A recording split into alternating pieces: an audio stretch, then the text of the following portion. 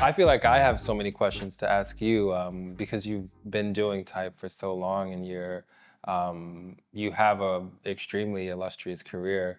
I actually I'm curious to know how you got started in type design. It was just a hobby at first. Got interested in type design when I was in college in the 70s. But it was really sort of like I didn't see any path to it. And when I tried to submit a typeface to ITC in the late 70s and it was rejected. And then the Mac came out in 84 and I got one. And then pretty soon after, Fontographer. And I started making PostScript fonts and eventually started selling them in the 90s, and then didn't really start making money until the 2000s when they started being sold on the web, Yeah. and be, was full-time by 2005. So it took about 30 years, but Wow. Yeah. so it wasn't a very direct path. A lot of It wasn't patience. like I was focused and this is what I'm going to do. I had way too many possibilities I wanted to do, like other things besides Yeah. that. But And I've been looking at some of your background and your history, and one of the things that we share is we've done magazine and right, editorial yeah, work. yeah. Yeah. Yeah, that was like my original career was doing magazines and publications. Was on a number of them as art director mostly, um, including the TWA's In-Flight magazine back in the early 80s. And that was probably the biggest one I worked on. Yeah. But also Utney Reader later on in the 80s, which is, I don't know, that's sort of beginning to date me here because that I'm not sure if anybody knows what that is anymore. But Well, I certainly don't, but yeah, it was the Reader's Digest of the alternative press.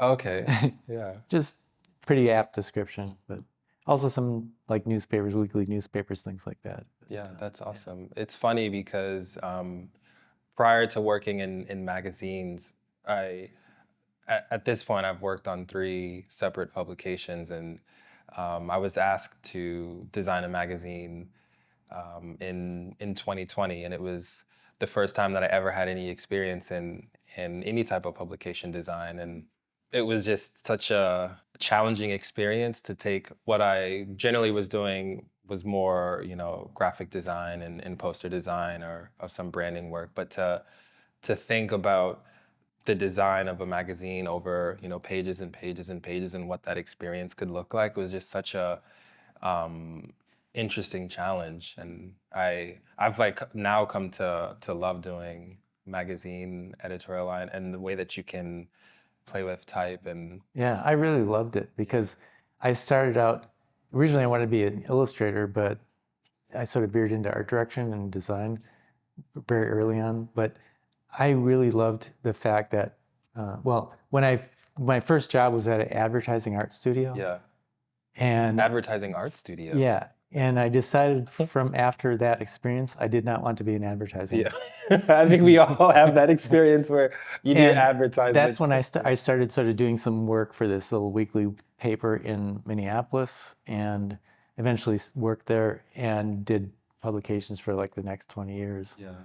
And I loved the idea of like doing you know, a whole magazine, a whole issue, and just the way it flows, and there's you get lots of opportunity to use type Yeah. and illustration and photography, and it's just like everything in graphic design that's fun is in the magazine. It's like, Yeah.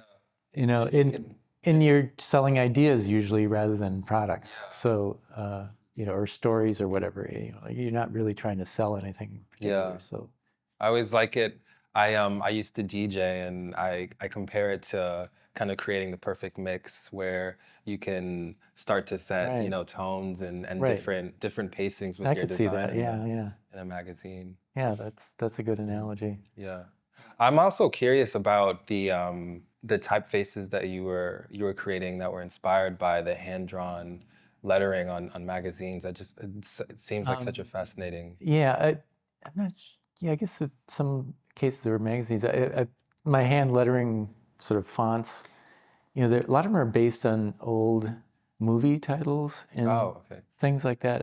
But yeah, I mean, I really like seeing like before digital type and even before phototype, almost everything that you would see on magazines and posters and packaging was hand lettered, because type was not a practical way to do those things. Yeah. You only had a certain number of sizes, a certain number of styles. It's not very flexible. It's not like metal type was not like the type we use today at all. It was really constrained. Had to sort of fit at a right angle to everything, and unless you wanted to go really out of your way to not do that. And so it was all hand lettered. It was like the type that people see on old products and stuff like that isn't type, it's lettering. Yeah. And so, sheet music covers, magazines, posters, all that stuff was hand lettering. And the thing is that there was all these, so it was different every single time. Yeah. And people were following each other's styles, and there was like trends and stuff like that, just like there is in type today. But it was all just people just drawing the letters on one-shot things. Yeah. And I find that to be like a treasure trove of Yeah. inspiration. I love that, and there's always those subtle details that you don't have that when you're designing type digitally. And a lot of my personal work, I like to almost create type by hand, or even I had a project where I was collaging images and creating type from that, and I felt like there's so many pleasant surprises and nuances that you can have into your work if you're doing it by hand. And then seeing you inspired by that process and designing typefaces, I thought that was such a really really compelling reference point. And then seeing the end result, the type, was really cool too. Yeah, it's tricky because once you make it into a font, it loses a lot of that spontaneity. So, I mean, you sort of know that going into it. I mean, there's ways around that, but it's still going to go on a perfectly straight line. Yeah. Unless you do something clever. Yeah, I mean, the first font I ever did commercially was based on my own handwriting, felt tip Roman, which you still see around a little bit. It was very popular in the 90s, I guess. And I did it just to see what would happen, what it would look like. And the thing that it just made me laugh, because here's my handwriting, which is not very neat. And it's in these perfect straight lines, all evenly spaced. And it just looks so weird. Yeah. Sometimes you don't know how it's gonna look as type. Yeah. Well, speaking of that, I mean, I feel like you must have so many moments where you see the type that you've created existing in the world, and I wonder what is that feeling like? Have you ever seen a manifestation of your work and gone, "Whoa, I don't know about that," or even just Not that usually. feeling? Because you've designed extremely popular typefaces, so Yeah, I mean, I started noticing that particular typeface back in the 90s in magazines, and I think FX Network used it for a while for all the promo graphics. But yeah, I actually kind of like that. That's actually one of my favorite things about publishing fonts, is just seeing them in use. So I'm always curious, what are people going to do, And, I noticed that certain typefaces seem to be used more for certain types of things, like several of my sort of more display fonts you see a lot on book covers, so especially like Mostra Nuova and Golden Book, which I think maybe is because it has the word book in the name. So I don't know. It's that's actually like, it's almost like, even if I didn't get paid, that would be cool. yeah. What's the most surprising place you've ever seen a typeface you've designed? Oh, well, the first one that comes to mind is getting junk mail with my handwriting font, where it's like, looks like it was handwritten, addressed to me, So it's like, yeah, you think you're fooling me. That's my handwriting. That's my handwriting. I wonder if they knew that they were sending it to I'm sure they didn't. Yeah. People don't even know that people design fonts. Yeah. That's such a That must have been such a surprise. Yeah, it was really funny. I have it hanging up. Yeah. So, The one instance where you hang up junk mail. yeah. The other surprising thing, same font again. That font was, it had a lot of weird, kind of funny instances. Was it got used in the Harry Potter books Oh wow. for Hagrid's handwriting. Okay, so that, oh, that's cool. Yeah. I'll be cool with the kids. Yeah. You know.